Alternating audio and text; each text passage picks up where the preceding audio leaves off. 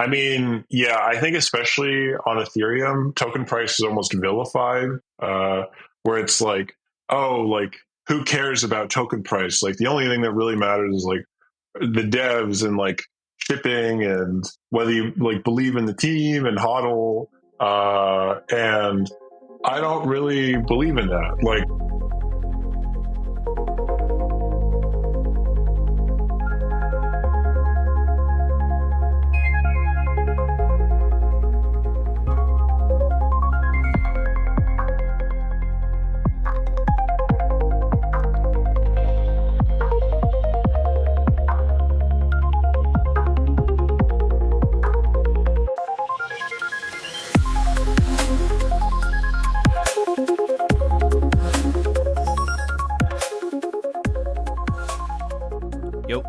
Welcome back to another episode of Behind the Screen with Gramajo, a podcast where we unravel the untold story of the best on-chain builders and creators.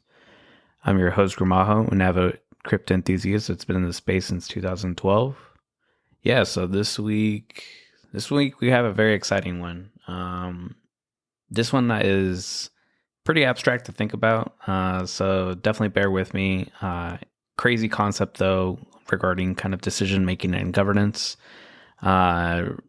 Easiest just to kind of say is like Polymarket for decisions is kind of like the best way to describe it. And an easy example to kind of think about as you're hearing all this is, do you think the price of a stock is going to go up or down based on a decision? So an example, it would be like if you fired the CEO.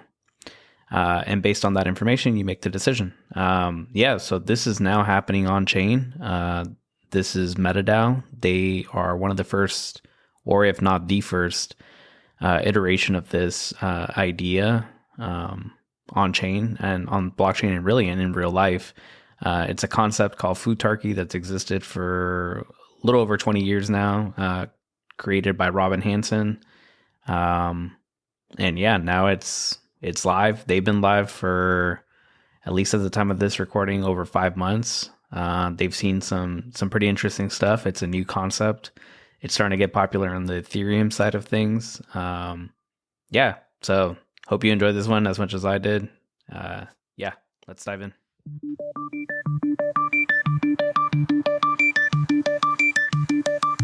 I've been jazzed about this one for a hot minute, man. All right, yeah. So let's dive in. Who is Proph3t? At a, obviously at a high level, because I know that you're pretty in on.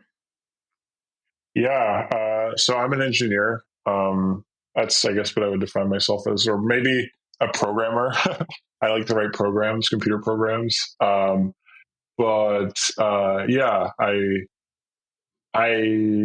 before I became Proph3t, some like brief background on myself is I used to write smart contracts in Ethereum DeFi, and then before that, I wrote caching systems in Web 2. Awesome. Yeah. I think, were you doing mostly backend stuff or kind of like a little bit of everything? Yeah, all back-end stuff. Actually, MetaDAO's front end is the first front end that I've ever written professionally, which, No way. you could see that in how bad the original front end was. Like, yeah, the first front end that we had was just like abysmal. Someone in the MetaDAO community just like built their own. And then that front end for a while was the canonical front end that everyone used. Oh, I had no idea, man. I thought this front end that you have right now on your website right now was the one you built, because I was like, wow, this is really good for like for your first time. No, yeah, I didn't.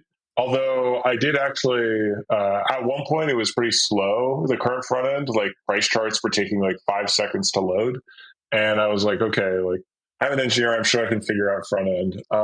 So yeah, I got in and learned Next.js, and yeah, for optimized performance. I think when I was done, price charts were loading in like 400 milliseconds. So I was pretty happy with that because that's like twice as fast as Polymarket. So yeah. Yeah, good stuff, man. Yeah, it's honestly nuts. MetaDAO's actually, I mess around with a lot of apps, and I would say that I really actually enjoy the way the MetaDAO front end looks right now, and it's really fast, like you said. Yeah, no, it's good. Thank you. Appreciate Yeah. that, sir.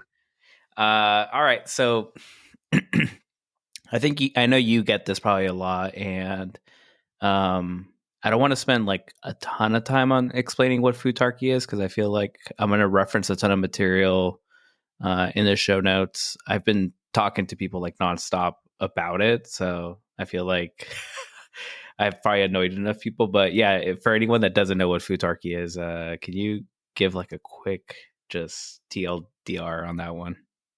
Sure. Yeah. So basic idea is we have voting. This is like a governance system where we all vote on what should happen. It's like also called democracy.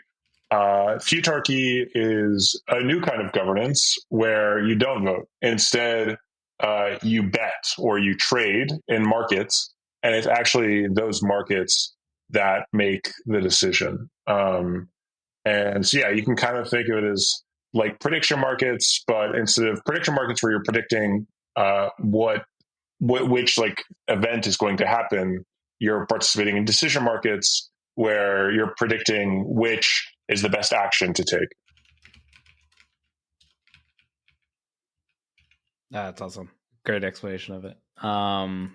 Yeah, so again, I know that you probably have to explain that a lot. I'm going to reference definitely your breakpoint presentation.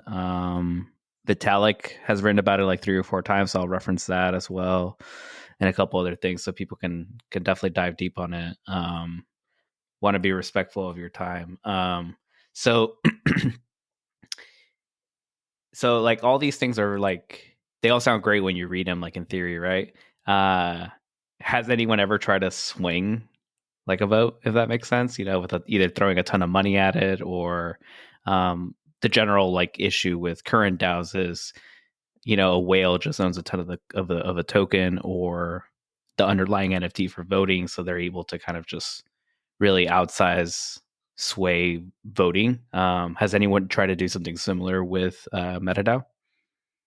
Sure. Yeah. So Ben Hawkins, who works for the Solana Foundation, I think right now he heads staking ecosystem, or sorry, validator ecosystem. Um, he at one point, this is like pretty on in MetaDAO's history, he created a proposal to buy a bunch of the native token of MetaDAO, which is Meta, for below the spot price. So it was a bad deal for the DAO and a good deal for him. He wanted it to pass. And he spent $250,000 in USDC bidding up the past market, which we can get into in a second of what that actually means. But essentially trying to manipulate the market in order to get it to pass. But yeah, it failed because when you bid up a past market, then people can be like, oh crap, I can sell to this guy at this like high price now. And then if the proposal passes, then I will have all this USD and I can use that to like buy back in and get like increase my holdings because I don't think the price is going to be as high as where I'm currently selling to him. And so this game like repeatedly played, and eventually the proposal ended up failing. I feel like, yeah, let me just add how it actually works because I think it's important to understand what I just said. So yeah, how like Futurchy works mechanically. Well, actually, probably easier to understand in the context of like decision making.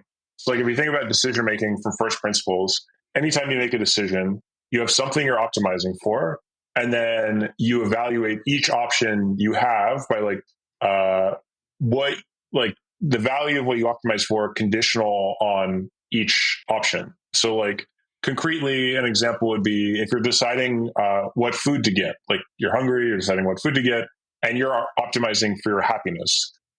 Then you're evaluating like how happy would I be if I got Chinese food? How happy would I be if I got Mexican food? How happy would I be if I got I've now run out of potential foods. I can't think of any others. But yeah, you get the point. And then you pick the one that's with the highest value, like the highest happiness conditional on you doing that thing. So like if I'm happier conditional, or if I think I'm happier conditional on getting Mexican food, then I'm getting Chinese food, then I'm going to get Mexican food.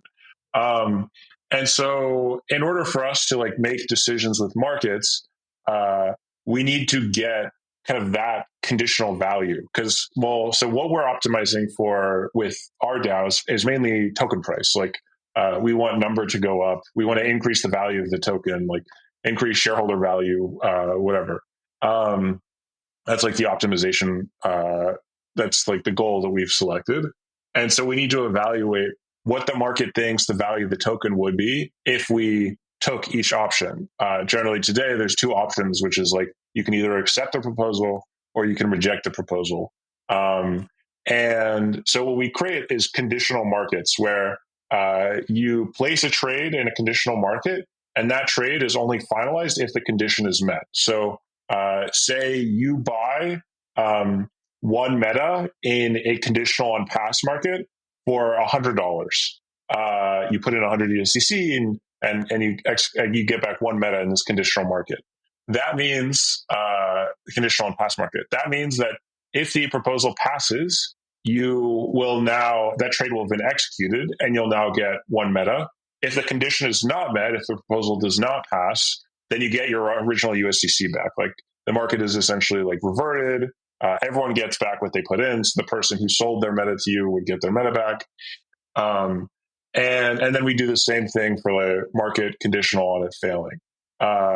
And then we select whichever option's higher. So like, yeah, if the market thinks that the token would be more valuable if you accept the proposal, then you accept it. If it thinks it's more valuable if you reject the proposal, then you reject it. And so what Ben was doing is bidding up the pass market. So he was essentially expressing the view in the market of, if this proposal passed, I think Meta would be valued higher than the current spot price. And other people disagreed with him. They did not think that it would be higher conditional on the spot price. And so they sold to his conditional bids, where they were basically placing the bet, like, yeah, if this passes, I'd sell to him at this price and I'd be able to buy back for lower. And so that ultimately, and so the spot price, the price, the average price in the market of if this proposal passed was not, in fact, higher than the average price of the proposal. Average price of the market, conditional on it failing. And so it failed. I know that's like a lot of words. It's a new system. It takes some time to get used to, but yeah, that's what happened. I know that. I know that for me, it took me a hot second to wrap my head around it. And I'm glad to see that, like, at least like as of today, the optimism Futarchy like testing has started. So I feel like it's gonna. Oh, really? Yeah. So it's gonna be like. I mean, I'm sure there are other players. You're probably more involved and deeper in it, so you can keep me honest. But I'm sure there are other players in the Futarchy space. You're just the biggest one that I'm aware of, at least. But as it starts, proliferating more on the east side of things, and more DAOs start using it as well, I think that it's going to become like very like normal. It like you said, it sounds crazy. It sounds different for sure, at least than what I'm used to, like from nouns and stuff. So yeah, if anyone out there is listening and they want to test it, because I'm one of those people that learns a little bit better just by doing it sometimes, versus the theoretical. But it's fun, and definitely very different, but very fun. Let's see, what was I going to say? Kind of sticking with that idea of like the theoretical versus like in real life applications of it. Since you're kind of on the front line, has there anything like, have you learned anything about these systems or this system and like way of governance or decision making, that you thought like it would be a certain way, like on paper, and then when it came to actually doing it in real life, it just surprised you, or things were, you just learned something, like you're like, okay. Yeah, I mean, I think one thing that I wasn't, and that's cool, by the way, on optimism. I'm aware that they're doing that, but I didn't know it started today. So that's cool. That actually means that we're no longer the only live Futurchy implementation. but which I guess is bittersweet. But Well, they're in beta, so if that makes you feel any better, it's a beta one, and it's like beta tokens and all that too. So like I think they're just trying to it's get not real people. money. Yeah, it's not real money, so they're trying to get people Okay. kind of used to the idea of like how it works, and then also kind of cleaning up the front end so it's like clear to people like what's happening, like what they're agreeing to, which I think like your platform does really well. Like, hey, like, put in $100 on the buy, like this is what's happening. And then I think even when I executed my first like pass or whatever, I think I even went to your Discord and I was like, hey, like, do I have to like check this in or cash it in or whatever? Like I think they're working through that part right now. So it's not real money yet. So I think you could still say you're the only ones for now. But close. Gotcha. Yeah, they're getting there, I'll say. That's so cool. I want to check out their front end to see how they display it. I've kind of gotten obsessed with like best way to display Futurchy information because it's not trivial. I'll send it to you. Yeah, no, it's Cool. definitely not trivial. Appreciate that. I'll send it to you so you can look at it. You won't be able to do anything, but like you'll at least be able to poke around and see like what it is. Yeah. Yeah. So any kind of like surprise learnings from from theory to in real life practice? Yeah, one has been that I think I did not realize at the start. I think I viewed. Okay, well, yeah. To come back to like Futarchy, you have to pick an objective function. Like you have to pick something you're optimizing for. I said earlier we mainly optimize for token price, but if you read Robin Hansen's writings on Futarchy, he talks a lot about the other kinds of Futarchy where you can optimize, like optimizing for other metrics. I mean, what he's talking about is like at the level of governments, which obviously like governments don't have token price. It'd be kind of weird if a government was like solely optimizing for the index of their stock, their index, like their stock ETF, like the US for the S&P 500. And so you need to pick some other metric that's like happiness of citizens or is like a proxy for that. And that's at first I thought that would like work pretty well, and that both were like kind of valid. But over time, I've just been convinced by like practice because we've run both kind of markets that token markets are just like very very good. Umber Research actually put out a post about Futarchy as joint ownership, as a trustless joint ownership mechanism, where they talked about how, like, because you're trading your tokens in these conditional markets, one property of that is that in order for a proposal to pass, all of or the people who support that proposal have to buy out the dissidents of that proposal, the people who do not like that proposal, at a premium to the spot price. And so that's like kind of a nice, that's like a pretty nice property for you as a token holder that like for the team or contributors on the ground to do something that you believe is like very minus EV, minus like bad enough for you to make you want to sell your tokens, they actually have to buy you out for it to happen. At a premium to like the spot price at a premium. So it basically like where you value, where like above where you value the token conditional on it happening. Yeah, that's like, it's pretty nice. It means that token Futarchy is pretty good at dealing with 51% attacks, which is like a big problem with token voting DAOs, right? Like if, say there's like $100 million in a DAO treasury, if I can acquire 51% of that DAO, I can just like rug the rest of the token holders and create a proposal to transfer all that money to myself and to pass it. Whereas like with Futurchy, you would actually have to buy out all those other people, like the 49% at a premium to the spot price. And yeah, which is going to be like hard for you to do. So yeah, I think I didn't appreciate that fact at the start. Yeah, I think that's what's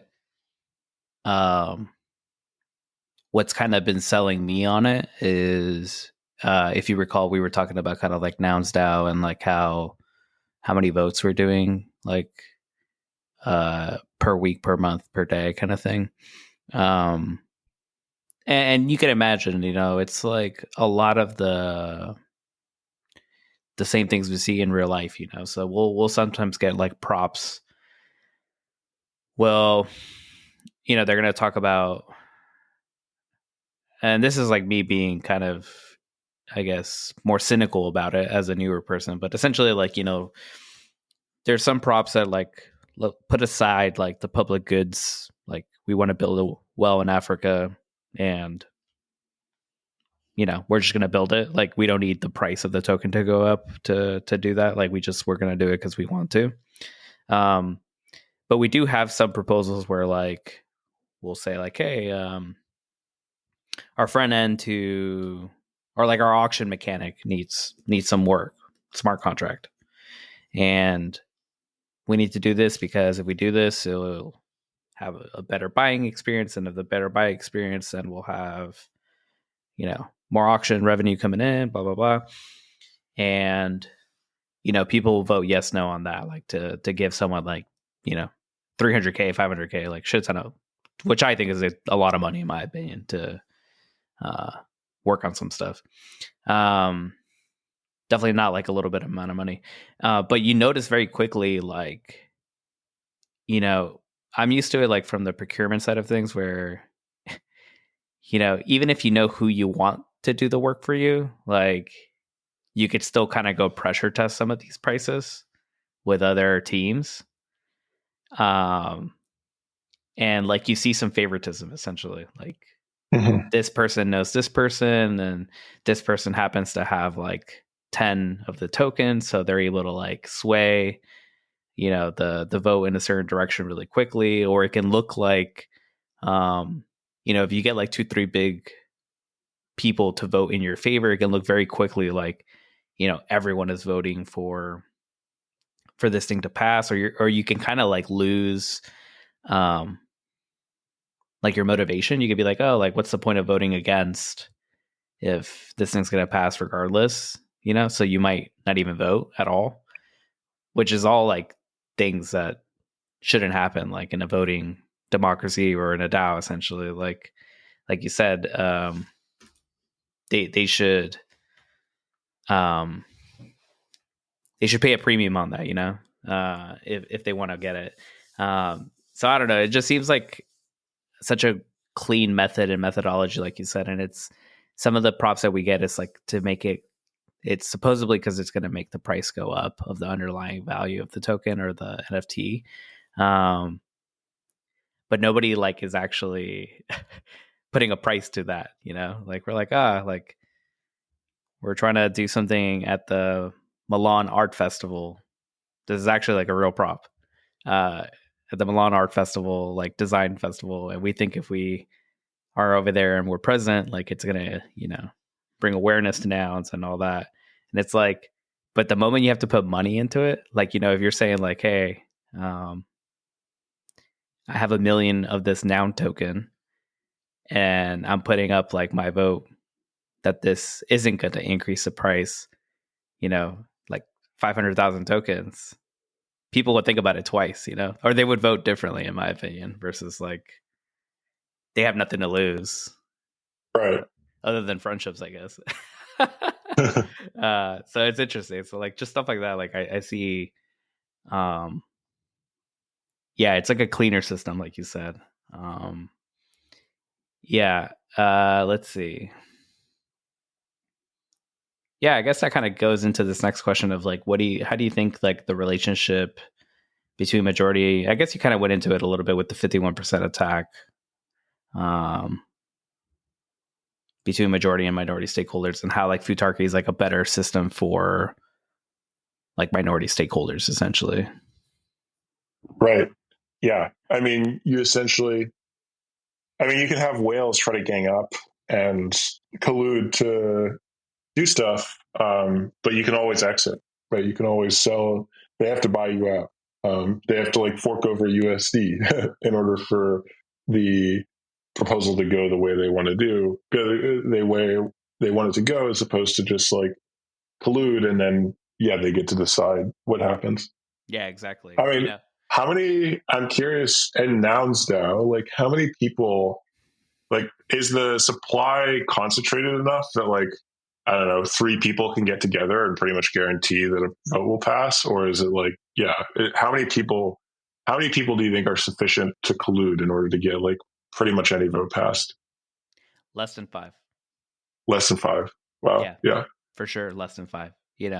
I don't think uh, two of the wallets that I would say, two of the wallets don't usually use that power for that reason. So the way that the noun DAO kind of works is like every 10th DAO or every 10th noun, sorry, goes back to the treasury or to the DAO wallet essentially. And it's to kind of in perpetuity too, which is kind of nuts. So that wallet specifically has like, we're at like noun. What are we at now?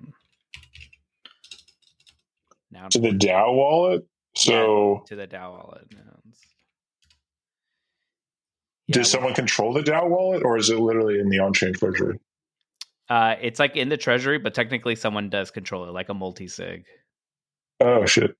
So we're at noun 1443. So in the treasury, there are, so as you can imagine, there's at least a couple hundred, I would say, in this wallet. So hypothetically, I mean, we would honestly need to have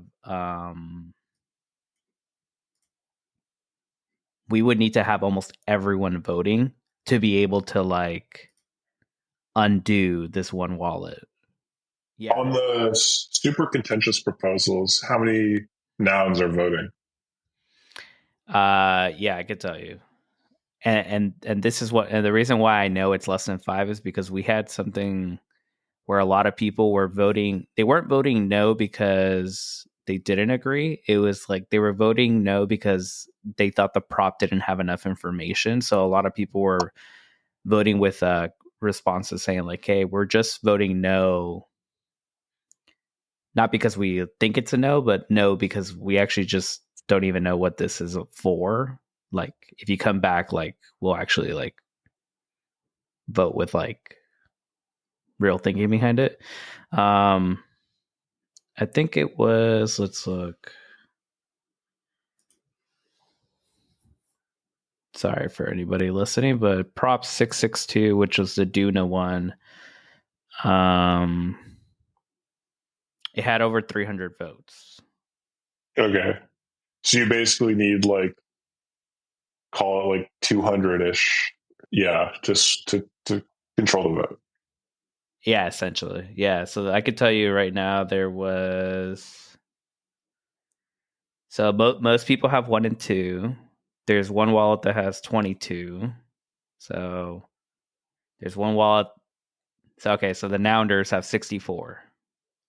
So that's like the main treasury wallet. So between this one person and Nounders, that's 22 plus 64, that's 86.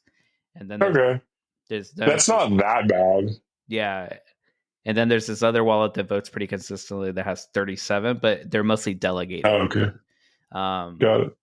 So, but people choose to delegate to that one. So it's like no one's being forced to.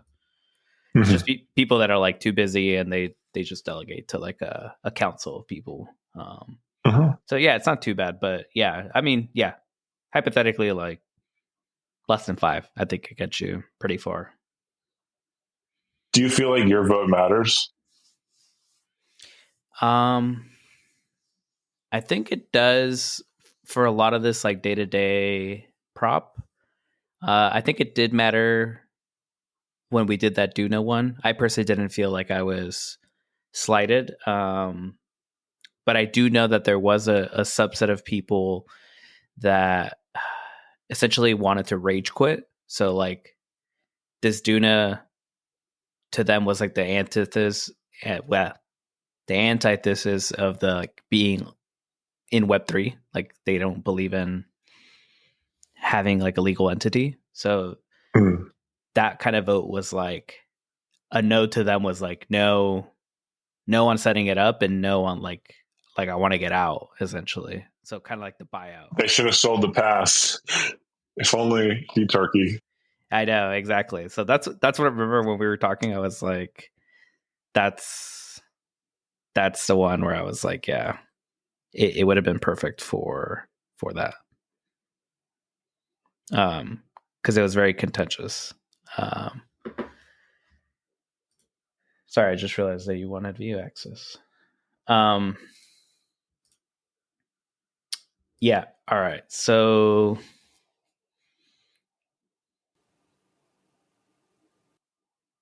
we talked about the price of the coin or the underlying asset being like the right objective. Do you feel like there are any trade-offs with kind of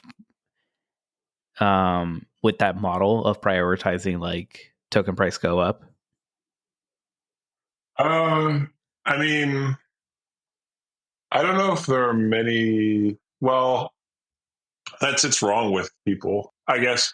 Yeah, some people at least. I mean, yeah, I think especially on Ethereum, token price is almost vilified, where it's like, oh, like who cares about token price? Like the only thing that really matters is like the devs and like shipping and whether you like believe in the team and hodl. And I don't really believe in that. Like, but yeah, I mean, it is kind of a philosophical question of what you are trying to achieve. I'm like pro. I would like there to be lots of wealth in the world. I would like everyone to be able to have enough stuff so that they don't have to work. And that requires token price go up at like a global scale. Like that requires us to like produce lots and lots of stuff so that we can all have goods at like cheap prices. Um, and some people are not interested in that. Some people are interested in like, yeah, to your point about the African wealth, some people are interested in like transferring wealth, and other things that like don't make the proverbial token price go up. So yeah, I mean, there are definitely trade-offs in that like there is no. It's a philosophical question of what you want to happen. The only thing that we can say is like uh, when you're optimizing for this, you're optimizing for growth. And so like over time, you would expect like so say that tokens that adopt Futarchy have like a return. Or say that just enterprises that adopt Futarchy earn like a 20% return on invested capital, and enterprises that don't adopt Futarchy earn like a 5% return on invested capital. As in like yeah, the projects that adopt Futurchy on average build better products that earn higher revenues and like higher cash flows that then can get reinvested. That means that just over time, you would expect the ones that optimize for token price to go up to like outcompete or like, yeah, the ones that have the higher return on invested capital to compete the ones that don't, outcompete the ones that don't, and just like grow bigger. So yeah, I guess like there are trade-offs, but like this just seems like the most sensible metric on many dimensions. Yeah, I would agree with you. Like, I also do think that for anyone, I do think you could run both, and I know that we've seen that too in the Solana space, where like, which is cool, like Jupiter DAO or even Cloud. Like you could have both sets of governance models kind of going side by side. Like I know the Jupiter team did one like for the logo, which was kind of funny because that's like a lower stakes one, I would say, versus like, hey, like the one they just did recently. Is it Jupiter DAO? Oh no, it was Drift Protocol I was thinking about. But yeah, like what I'm trying to say is I think you can kind of have both. Like that's what I've been kind of kicking in my head for a while now since I started researching this a little bit more. Is like at least for like nouns, and I go back to nouns because it's like the one that I'm like the most familiar with. it's also like a very active, like on chain on the Ethereum side DAO, without getting into like the protocol L1 kind of ones or like level L2s, um, where you can have both, like the things that are like public goods, you know, it's kind of like how we function as humans. Like I could be like, look, I'm going to put 10% of my salary into donating, to donate, you know, you don't need that to go up or down, like you don't even need it. It's just a line item in your budget. But for all these other things, um, I need it to go up, like the underlying asset, like if I'm banking on a builder or a team, and they're claiming that they can make the token price go up, they should get measured by that measurement, from that KPI. Like, I don't see why that would be a bad thing. If someone's Right. if someone's telling me like, hey, let me build you a slick app or a cool website, give me $250,000, and I promise you it's gonna go make your click rate through go up, then yeah, let's measure them on that KPI, like let's measure them on that delivery. So Yeah, for sure. so I think you could have both, essentially, is what I was trying to say. Unless it's like I don't know, like if they're not doing anything philanthropic or something like that, then, or they don't care to do that, then yeah, even you can go full Futarchy on that one. Let's see. I actually, personal story about philanthropy was yeah. So like effective altruism, I think is like a somewhat effective nerd snipe. And I was like, oh yeah, this kind of makes a lot of sense. Like if you're trying to give, like the purpose of donating is just to increase the total number of like utils in the universe, like the total number of happiness in the universe. And like we're most of us are like poorly allocating that money towards like people slash causes that are around us instead of wherever they're the best spent. And so I gave some percentage of I got like a RSU grant, and I gave some percentage of that to this effective altruist charity, giving it to like, yeah, villagers in Kenya or something like that. And I realized after I sent the money and like over the following months, like I really did not get any utility out of that transaction. And really, what most people are doing when they're giving to charity is not actually is not like is not trying to increase the total amount of happiness in the universe. They're trying to like feel good themselves. Um, and yeah, I don't really know where I'm going with this other than, well, I guess I'm just saying like, even what we think of as charitable causes are a lot of the times really just like us optimizing for our own number go up. Yeah, no, I could see that actually, where um I think like one of the cool things about like blockchain overall, especially like in that nonprofit uh sector, the feeling good sector, is at least like what sells me on an on-chain nonprofit is being able to see how they spend their funds. Like the fuzzies in me are higher than like if I Hmm. just, that it, because I like you, like I'm like I've given $1,000 to. I'll give you an example. I've given $1,000 to like just a regular generic nonprofit, for um first generation students going to university like myself, um and that was cool. um and then I gave it to another one that was like more local to me, and they literally like sent me a picture, and like a picture of like the MacBook Pro of like the donation that I gave, like money. Like they basically showed me the receipts, which Right.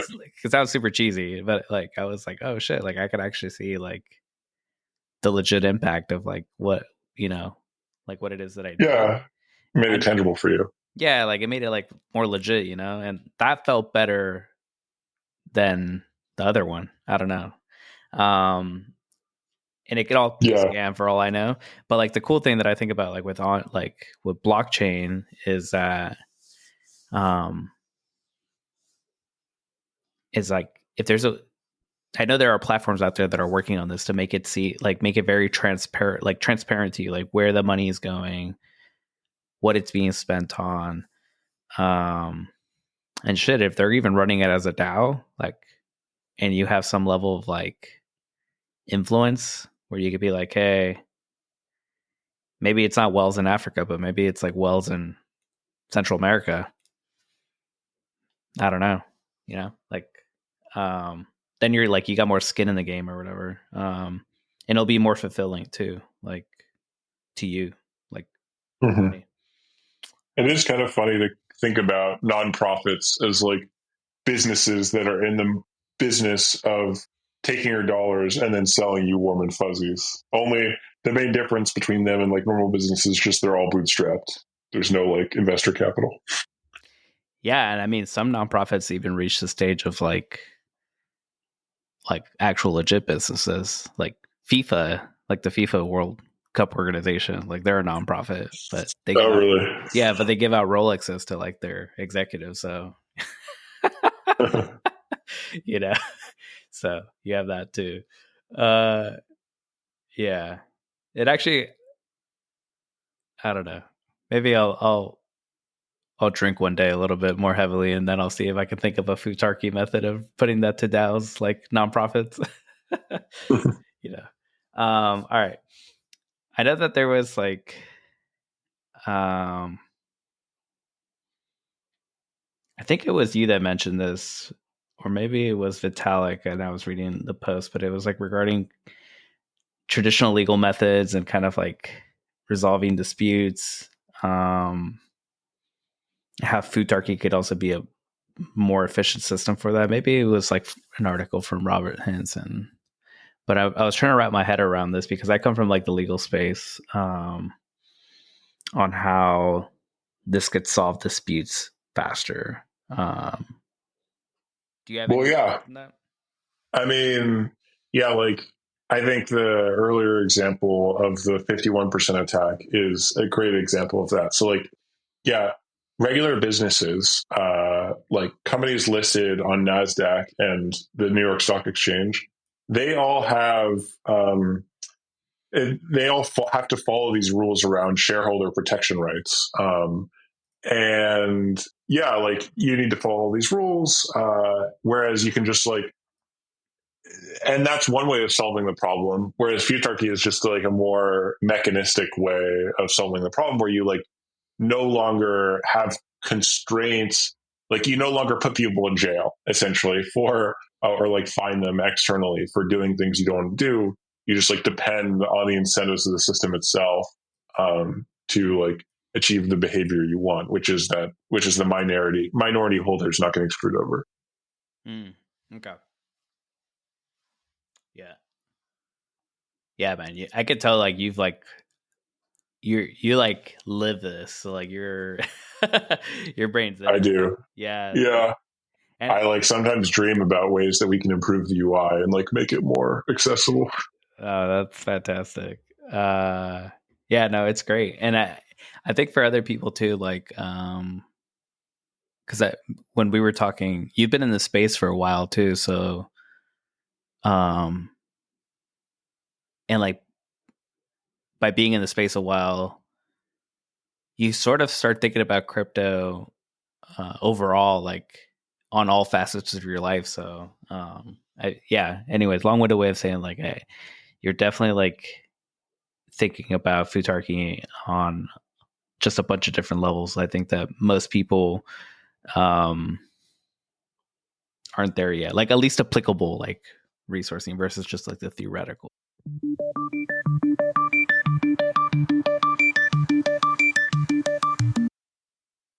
All right, let's take a quick break.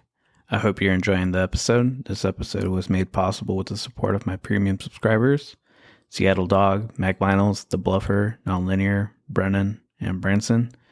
If you'd like to receive exclusive drops, access to token-gated content, or just be an overall cool person that continues letting me do cool things on chain, make sure to subscribe to my hypersub. I'll put the link below. And before we go back, I want to switch it up on you guys. Usually we do the cast off at the end, but this week I'm going to do cast off in the middle. So for those not familiar, cast off is the segment where I want to hear from you, the audience. So this episode's cast off question is, what do you think about Futarchy so far? Is this something you think can work, making decisions this way? Or is it all kind of just theoretical crypto kind of things, just us being ourselves? Let me know either via Telegram, Twitter, or Farcaster. I'm curious to hear your thoughts on what you think about Futarchy so far. Make sure to also stick around to the end. I'll be sharing some details around some giveaways for the 25th episode of this podcast. Just make sure to stick around to the end. All right, let's get back to it. See you.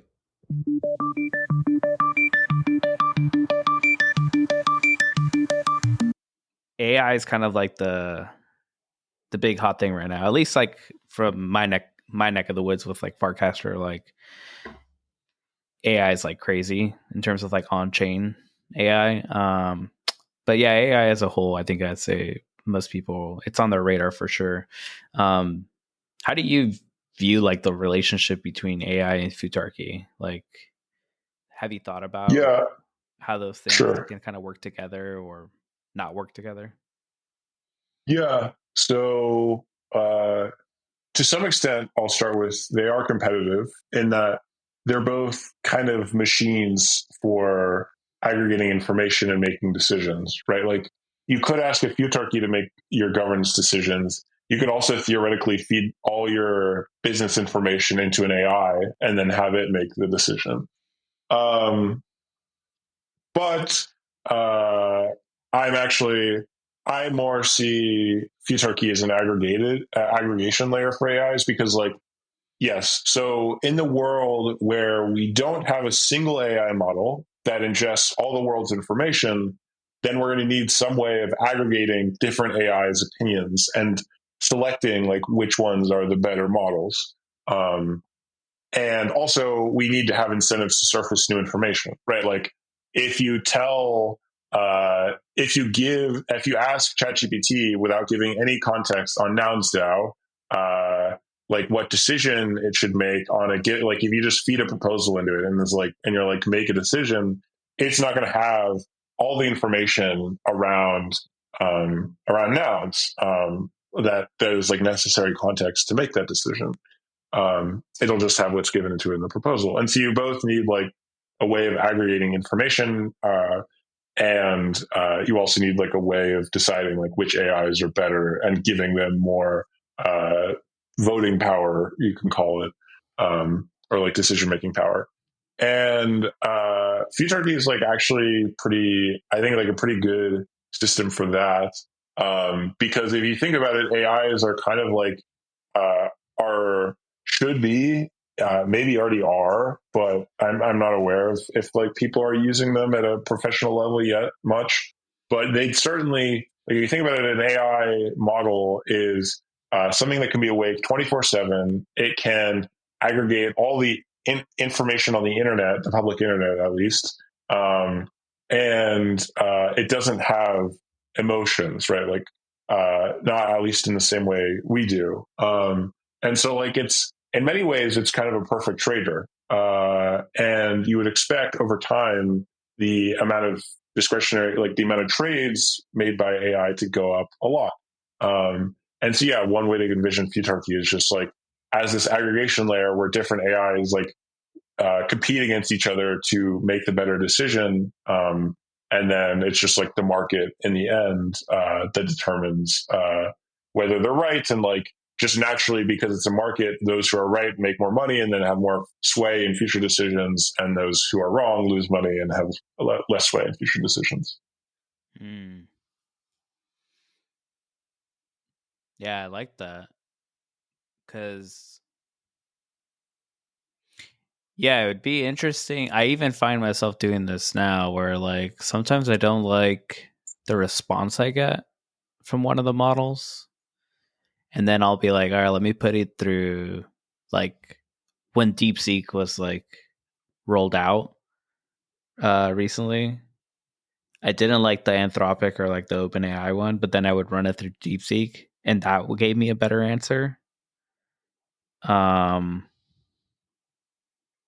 So it'd be interesting, like you said, like if each model did its own homework, essentially came back, and they all had probably similar answers, but one is better. But we have to decide on it, you know, like Right. as humans, like which answer we like the most. Which is not non-trivial, right? Like Yeah. it's very like think about Jupiter as an aggregator. Like Jupiter can very easily. I mean, it's not an easy. I don't want to make it sound like it's an easy engineering challenge, but at least in your head you can kind of like say like all it really has to do is just look at all the prices of the pools across Solana, and then if you're trying to swap like USDC for Sol, it just has to find the cheapest pool, and then or like split your trade in the cheapest way. Whereas like here, how do you evaluate how good an AI model is? There's not like one clear metric that you can point to. Yeah, that's exactly it. Yeah. And I don't know where I was going with that. It was more just like a thought.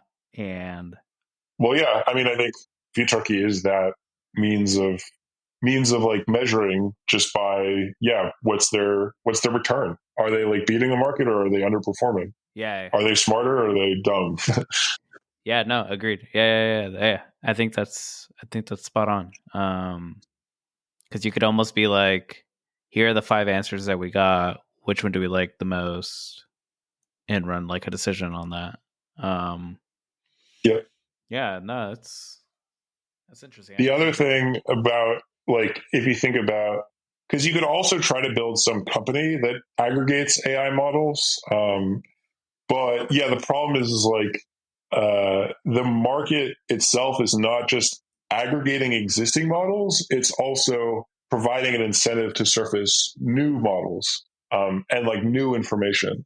So like yeah, if like I think once decision markets take off, there will be an incentive for if you can find out a better way to make decisions, and you're just like a guy who lives in the middle of nowhere and doesn't really know anyone in AI, but like you understand, like you have some alpha, some insight, then you can just apply that insight and start making money, and then through you applying that insight, through you trading in the market, you're like already helping people make better decisions without having to go through some centralized process. So it's kind of like it's just nice from like a lot of perspectives. Yeah, that's interesting. Now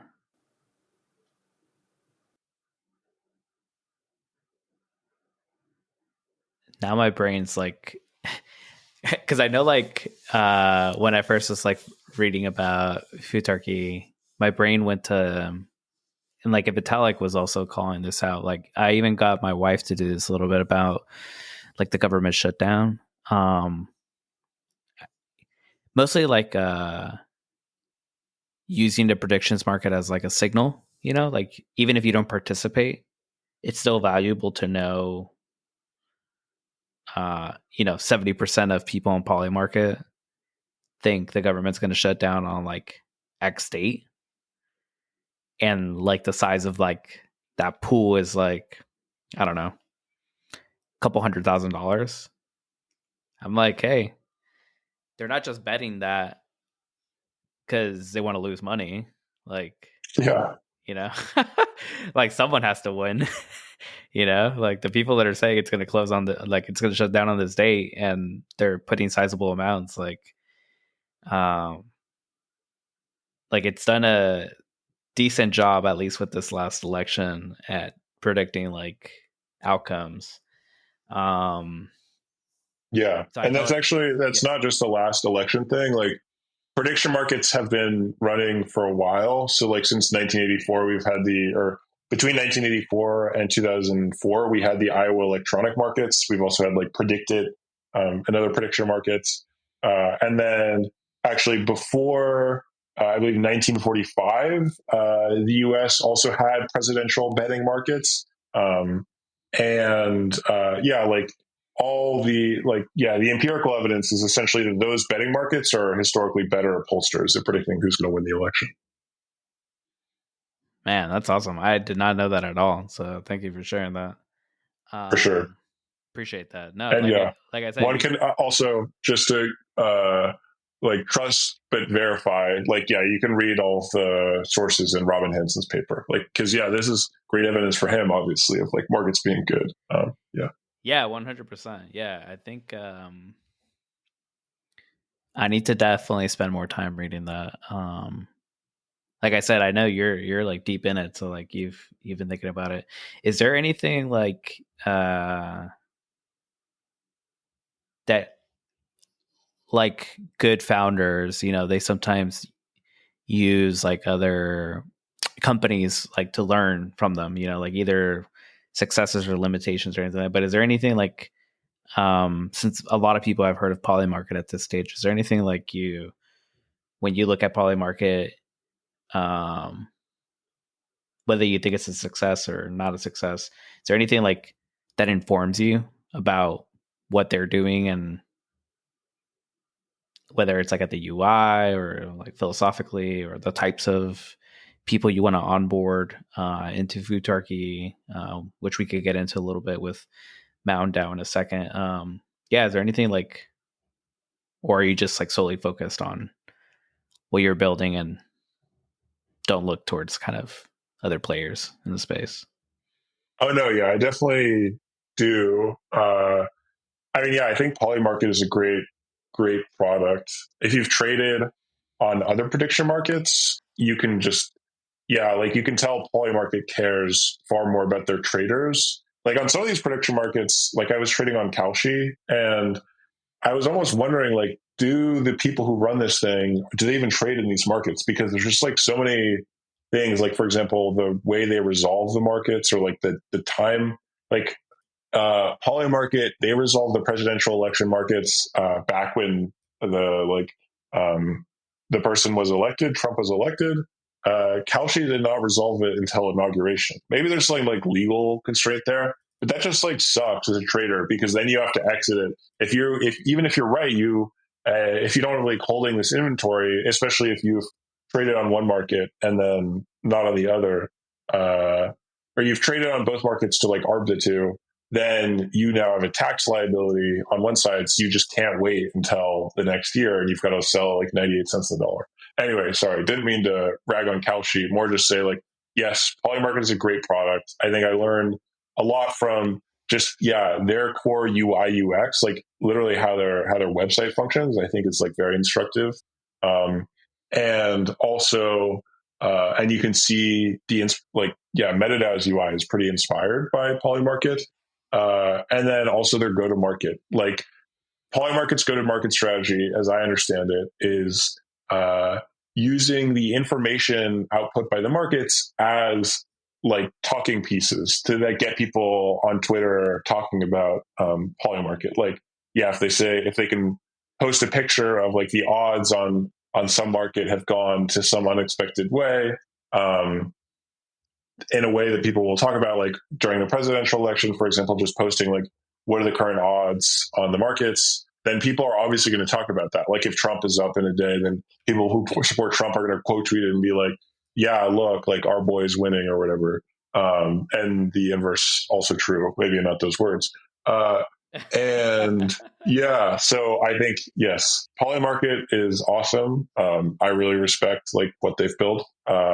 And I do learn a lot from them, and just all the other, I think all the prediction market products, when we're designing our UI, I'll pull up every sex, all the prediction markets, and not just every sex, but usually I'll look at all the different variations. Binance, for example, has the spot market, and then they also have perps, and those UIs look different. So yes, I definitely veer towards taking what works and then improving upon it, or taking that inspiration, as opposed to trying to build something totally original. Yeah. Yeah, definitely. Yeah, it's so funny. Like, a couple thoughts on that. Um, yeah, I actually did a different kind of prediction market that I was like testing recently on the base ecosystem, and totally feel you on the like there being like a delay from like the actual results. So like it was like for a soccer game, and the game was done. So I just assumed naturally like I don't know, like within the hour, That I to get guess resolved. it would Yeah. be resolved in like an hour, and I had to like check in like 3 days later. Like 3 days later, it was like, "Congrats, you won," and I was like, "What the fuck?" Like, I was like, "Dude, I assumed I got rugged." Like, Yeah. you That's know, poor UX for sure. like the game was done 3 days ago. Like they didn't like, and it's like soccer, you know, it's like it gets figured out. Like it's a sporting event, like it gets figured out then, you know. Anyways, so totally feel you on that one. Also Hyperliquid. I think, yeah, Polymarket and Hyperliquid are like my go-to, yeah, like good UIs that I like want to take from. Yeah, Hyperliquid is I haven't really messed with this so much, but like I keep seeing, and this goes to your second point, which is like sharing, which I think a lot of like crypto apps kind of miss out a little bit on, is like and Hyperliquid's like really good at this, is like uh basically like you could place your bet, or you know, like whatever decision you made, and then like when you place it, it like prompts you to like share it kind of, and so like it sort of Yeah. introduces like like a little viral like marketing kind of perspective from it. So I've seen a couple people post it like on Farcaster where they're like, hey, like, you know, I was short on ETH or like the whole crypto market, and now they're like super up because everything crashed today except for Meta, which is good. um Did but it not go down today? yeah, I think it did, but like maybe not like, dude, it didn't go down like some of my other stuff. Um, Uh, but it was it like, so like they have like a picture and like how you'd like decided. So I think like some apps are missing out on that. But yeah, Hyperliquid is the one that I saw coming up on my feed a lot, and I was like, oh, that's cool. Like they make it so it's like easy for you to start up a conversation with other people that maybe aren't in Hyperliquid. And even if you're not going to go into Hyperliquid and place that same bet, or you are, it still like starts a conversation, you know, like they're sharing it. So like, um, you could be like, I don't agree with you, or I agree with you. So have you thought about yeah. implementing something like that with Meta? Yeah, we've thought about it. It's always about like, so for us, Futarchy and MetaDAO are like pre-PMF um, products or ideas, and um, and so like I want to optimize for nimbleness instead of feature richness, because the more features we add, the harder it is to then pivot to new ideas like Launchpad or metric markets, and so yeah, it's like it's more about what is the 20% of features that provide 80% of the value. Like let's build those. I think yeah, I may yeah, I think actually right now we have a leaderboard. It may be that leaderboard is actually not in the 20% and that sharing is. But yeah, we've considered it. Just want to be like, yeah, optimize more for shipping speed and ability to pivot than like feature richness yet. But yeah, definitely on the roadmap. Yeah, no, that makes sense. I get that. Yeah, I want to spend a little bit of time before we kind of wrap up with, let's talk about Launchpad. I know you've secured your first kind of like customer, I guess, or partner to experiment and do Launchpad, which is going to be your which was a prop that you got submitted in MetaDAO, and it passed. And people were able to participate kind of in Futarchy fashion. Yeah, let's talk about Mountain DAO, what it is they do. Well, you know, why you think they're like a great partner to be the first ones to do this Launchpad.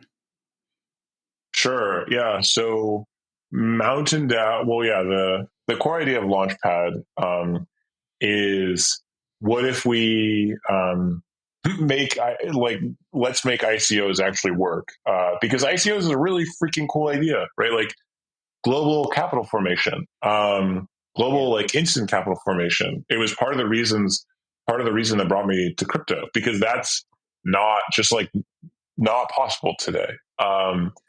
And the problem with ICOs was that you had a team that would raise, like, the more successful the ICO, ironically, the worse the incentives for the people to actually work on the project, right? Because if you raise like $20 million, which plenty of these projects did in ETH, um, then, uh, and you have only sold off, say, 5% of the token supply, then if you just hold on to your tokens and rest invest, then you're going to like have a large amount of value accruing to your name, which is kind of like a perverse incentive to not really grow and instead just like, yeah, rest on your laurels, which is a lot of what happened actually after ICOs.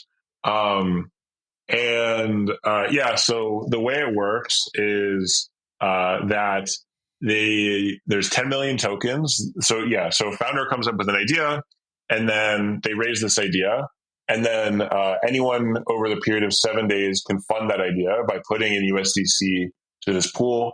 And at the end of 7 days, 10 million tokens are distributed pro rata to all the people who put in USDC. So yeah, if you put in, say, 1% of the USDC, you would get 1% of 10 million, which is 100,000 tokens. And then that's where all the initial tokens come from. There's no pre-mine. Well, actually, okay. So one other thing you do is you take 10% of the USDC and you pair that against an additional 1 million tokens in a liquidity pool, just so that people can have liquidity on day one.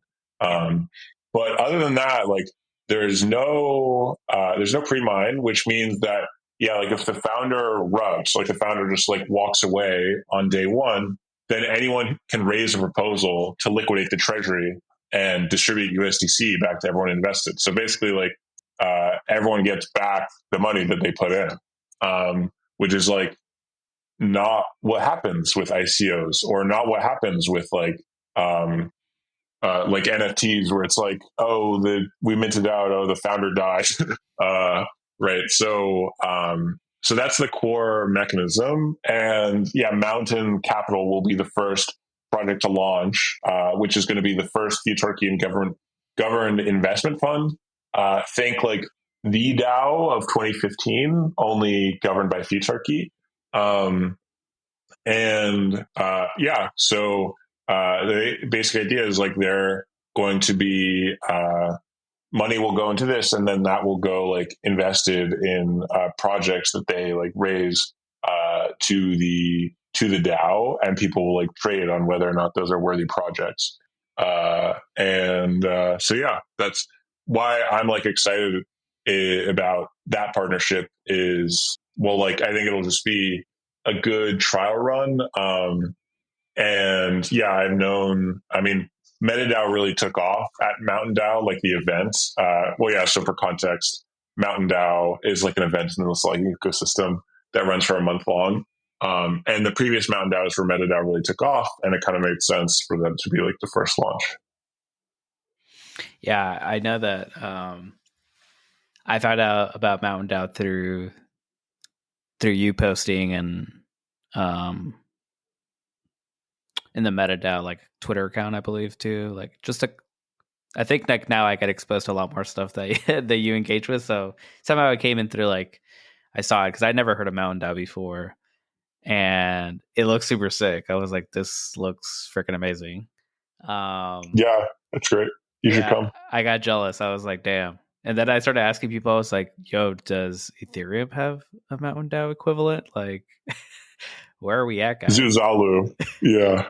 And someone was like, I don't think so. And I was like, man, this is, because like, it's funny. Like, I'm in, there's this whole like Ethereum Solana thing going down on like Twitter. And it cracks me up because I'm like, the Ethereum folks are like trying to be higher than thou, and they're like, nothing like real of substantial use other than like pump.fun is like happening in Solana. And I'm like, no, dude, like I've been spending a lot more time on Solana, and I'm like, they're doing some cool shit over there. Like, like I Yeah. always bring up your company, and then I was like, yeah, man, they got Mountain DAO. Like, what the fuck? What are we doing over here? Anyways, Mountain DAO's like super cool. Really great. It's always the people who are working on ETH infrastructure projects that like have raised $100 million and have not shipped the product to that like are shitting on Pump Fund, which I think is hilarious. I know. And then meanwhile, Pump Fund's just like wiping their tears away with all the money. Yep. I know. Like they get mad, and I'm like, dude, can't get mad. Like they clearly they're doing well. Like whether you agree with them or not, like they're actually extremely profitable for a Web3 company, which is rare. And they solve a real problem, right? Like on Solana in last March, we had this thing called pre-sales, which was just like, yeah, you send money. I don't know if you were here doing this, but yeah, you just like sent money to a Solana address and then like prayed that they send you tokens. Yeah. Yep. And yeah, as one would expect, like some people just took the money and ran off with it, which like say what you will about Pump Fund, like I think, yeah, rugging, different people have different conceptions of rugging, but at least that is not possible. Like you can't just like walk away with. I think in one case it was like $100 million that was sent to this guy, and then he just like faked it. It was sold. He's just like, oh, my sold now. So Yeah. yeah, Pump Fund is like a great product, and yeah, I'm a fan of Pump Fund. Yeah. Same. I don't. Like people are gonna gamble regardless of whatever you think. Like I'm gonna keep buying Pokemon cards, whether you make fun of me that it's cardboard with a shiny thing in the front. Like people are just gonna keep Yep. buying it. No matter how dumb it seems. Yeah. So Mountain DAO is really dope. So have you? Because I know, like, obviously, like when it comes to launch pads, there's a ton of launch pads out there. So, I know, like on the base side of things, Clanker's been doing really well, and they took a different stance from Pump.fun. Guess you could, say Pump.fun is also a launch pad. So there's a bunch of them out there. Is this going to be permissionless, like, or do they need to reach out to you guys first to, like, if someone wants to create to use the launchpad, like on day one? It's not permissionless on day one, but I hope to make it permissionless over time. Yeah. Okay. Yeah. No, I was just curious. I had a feeling that there wouldn't be. And is there have you thought about a lot around the so I know some of it's going into the liquidity pool. What if because the founder is out,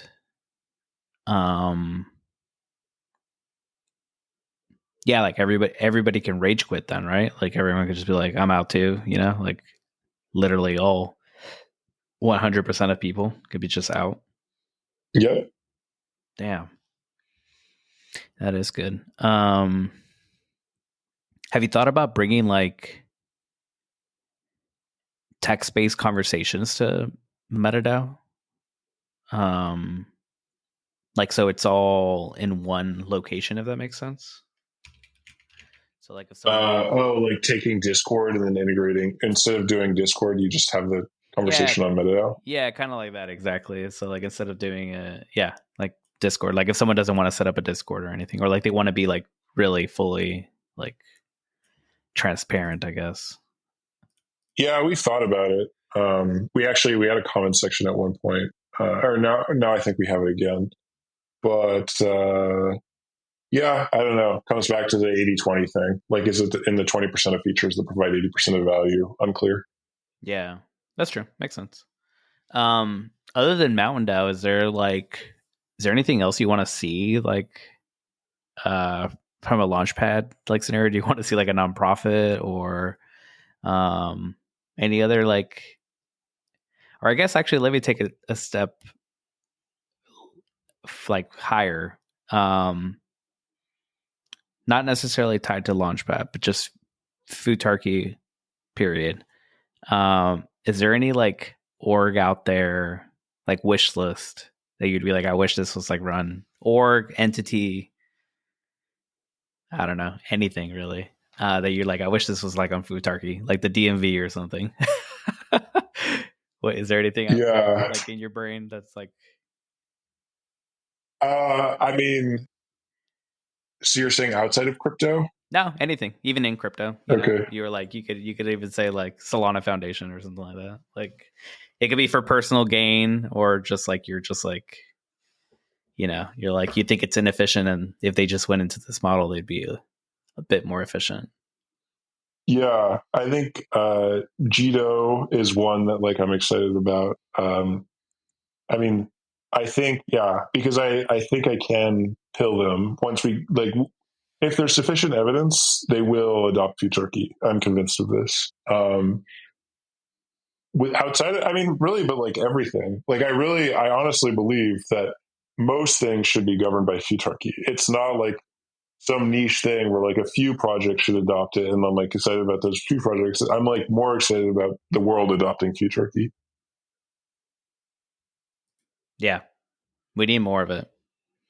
I've been pushing on my side to roll something out, to get more Ethereum DAOs into it, essentially. So hopefully this episode will help people, because I feel like with the whole optimism thing, Uniswap, I think hopefully we can get there. I know you got Robin Hanson to join as an advisor, so that's like super dope too.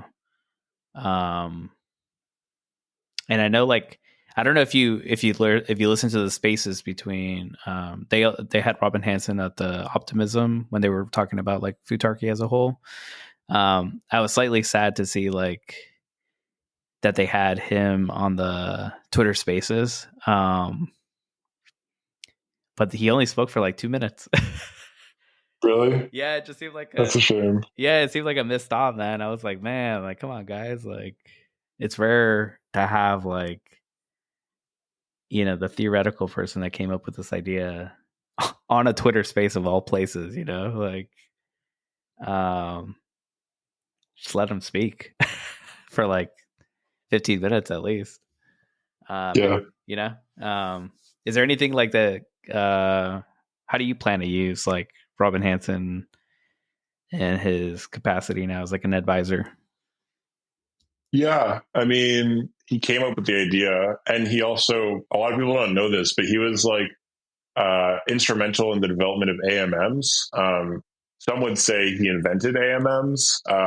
Obviously, like Uniswap implemented them, but yeah, some would say he invented them, like the mechanism. And like I'd say we're very early days for Futurchy, and so requires like a lot of mechanistic work. Like one idea is to build what I'm calling a shared liquidity AMM, where and so like right now we have an AMM like a market for every proposal, but what if you could instead provide like say Cloud USDC to this AMM, and then that Cloud and USDC actually gets used in the decision markets and like the various proposal Futurchy markets. Uh, that would be pretty cool because that would allow people to just LP once, and then that can get used in any proposal as opposed to having to come back and repeatedly LP. And that's like a research problem. I mean, right now it's a research problem. At some point, it'll be hopefully an engineering problem. Like we need to design that, and yeah, who better than Robin Hanson to work with? Yeah, that's epic, man. Yeah, that's what I think. That's what I like, the little bit that he talked. The thing that I took away from that was he's so like, this is me and my observation. So if he can correct me if I'm wrong. Also, hello. But he seems so excited that like this thing that was like in his brain is now being used like in the wild, like it's going from the theory to like in real life. And it's the shitheads in crypto that are like pushing this, like it. I'm sure he would love to see it like at the government level or some other level, but like it's the people on the blockchain that are crazy enough to be like, yeah, let's build this, let's do it, like you guys. Yeah. I mean, it's a shame for, like, if I was him, I mean, it's great that it's happening now, but I have empathy for him in that, like, I mean, he came up with this idea 25 years ago, right? Or at this point, I think 26. It was 1999.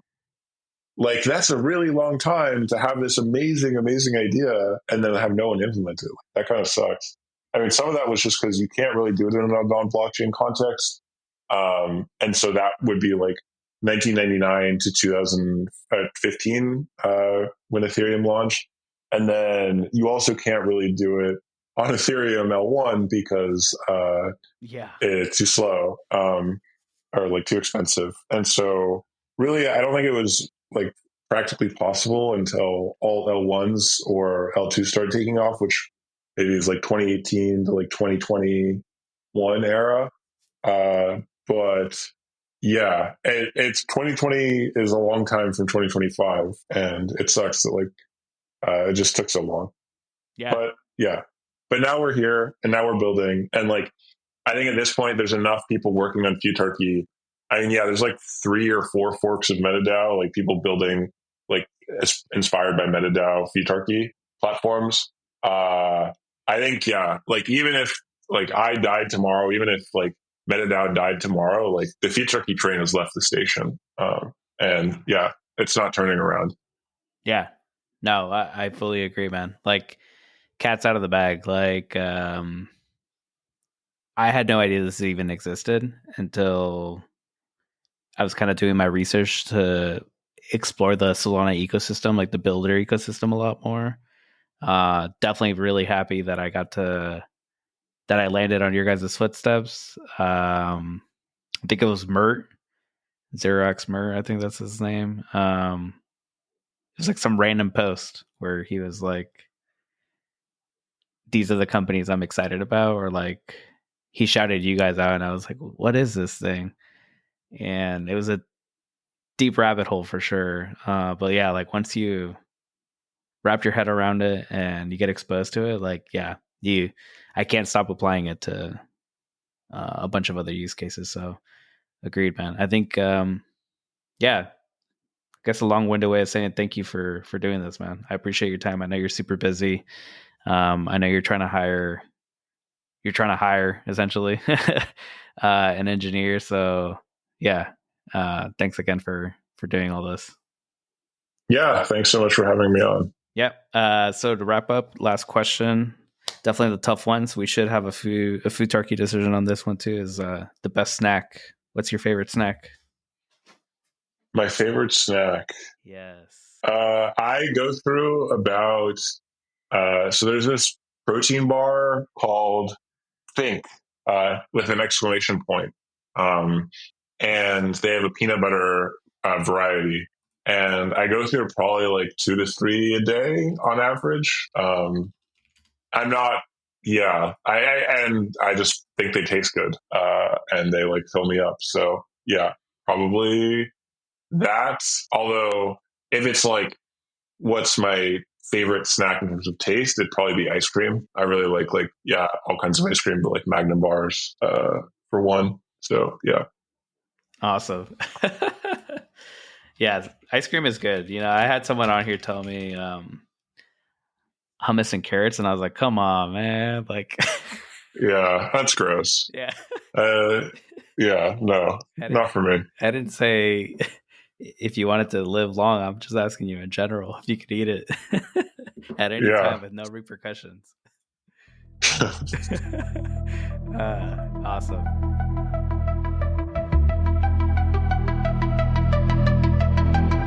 All right. If you're hearing this message, you've listened to the entire episode, and for that, I want to thank you.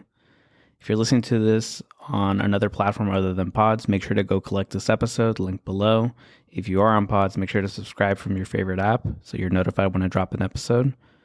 Really hope you enjoyed this episode. If you did, leave us a review on Apple Podcasts, Spotify, or wherever you listen to your podcasts. Please share this episode with anyone you think might be interested in this topic. Definitely not for the faint of heart, but a super cool and interesting concept and idea that I think we will see more people exploring. If you have any other ideas or topics you'd like me to cover in the future, get in touch with me.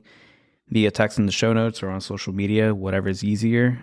And as previously mentioned, 25th episode's coming up. I'm going to be doing a couple giveaways. So I'll have more details on it, but essentially it's going to involve collecting a POAP. I have a really cool POAP for the 25th episode, and if you collect that, then you're automatically entered. We're going to do some raffling, have some fun. All right, see you next episode. Peace.